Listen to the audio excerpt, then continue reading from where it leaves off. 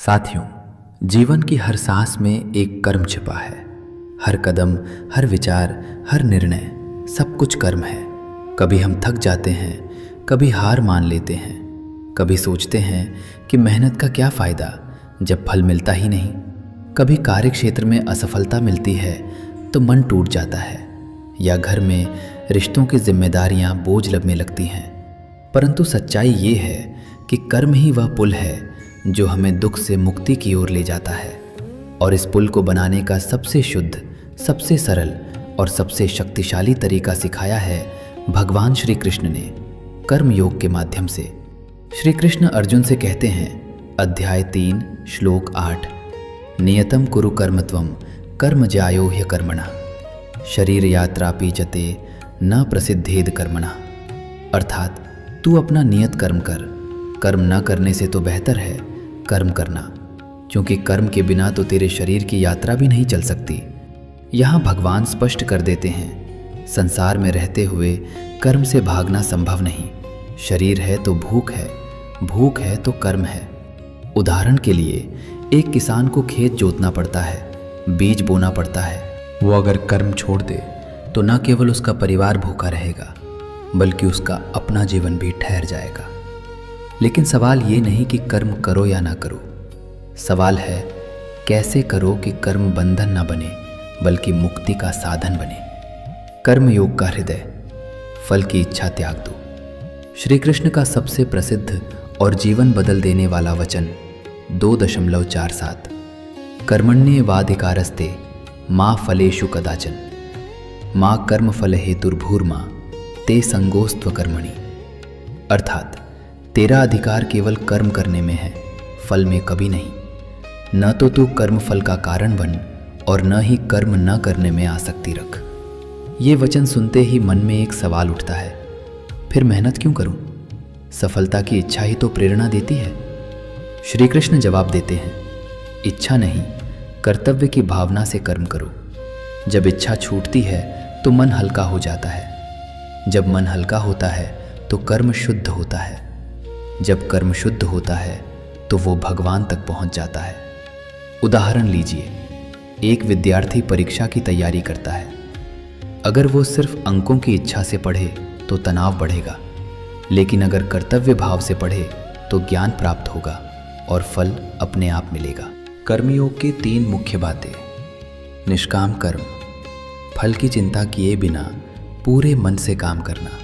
जैसे सूरज बिना ये सोचे कि फूल खिलेंगे या नहीं रोज प्रकाश देता है, ठीक वैसे ही अपना कर्म करो, परिणाम भगवान पर छोड़ दो।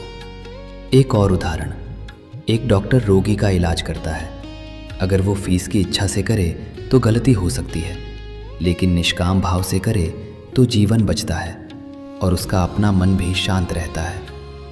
समत्व, सफलता मिले या असफलता, प्रशंसा हो या निंदा, लाभ हो या हानि, इन सब में समान भाव रखना।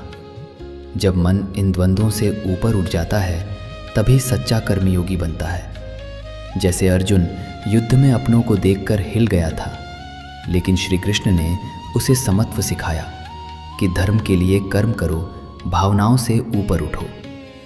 समर्पण, हर कर्म को भगवान को अर्पित करना। हे प्रभु, ये कर्म मैं तुम्हें समर्पित करता हूँ, जो फल आएगा वो भी तुम्हारा है। जब कर्म समर्पित हो जाता है तो अहंकार मिट जाता है, और अहंकार मिटते ही मुक्ति का द्वार खुल जाता है। उदाहरण, एक कलाकार पेंटिंग बनाता है। अगर वो प्रसिद्धि के लिए बनाए तो रचनात्मकता घटती है, लेकिन भगवान को समर्पित करे तो कला दिव्य हो जाती है। जीवन में कर्मयोग कैसे उतारें? सुबह उठते ही मन में कहें, आज जो भी आएगा उसे मैं पूरे मन से करूँगा, भगवान के लिए। जैसे एक माँ बच्चे की देखभाल करती है, बिना फल की इच्छा के, सिर्फ प्रेम से।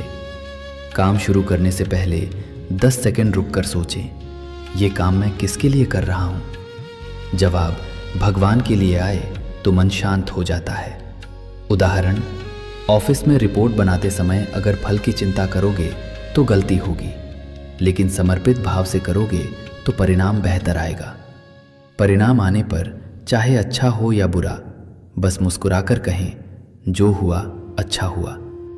जैसे एक व्यापारी व्यापार में घाटा देखकर अगर हार मान ले तो आगे नहीं बढ़ेगा, लेकिन समत्व से सीख ले तो सफलता मिलेगी।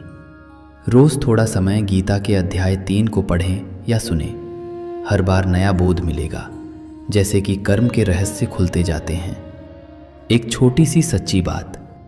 एक साधारण मजदूर रोज ईंटें उठाता था। कोई पूछा, तुम इतने खुश कैसे रहते हो? काम तो बहुत कठिन है। मजदूर ने जवाब दिया, मैं ईंटें नहीं उठाता, मैं मंदिर बना रहा हूँ। जब मंदिर बनेगा तो भगवान आएंगे। मेरा काम छोटा है, लेकिन मेरा भाव बड़ा है। एक दिन वो मंदिर पूरा हुआ और मजदूर को लगा जैसे उसने खुद को भगवान को समर्पित कर दिया।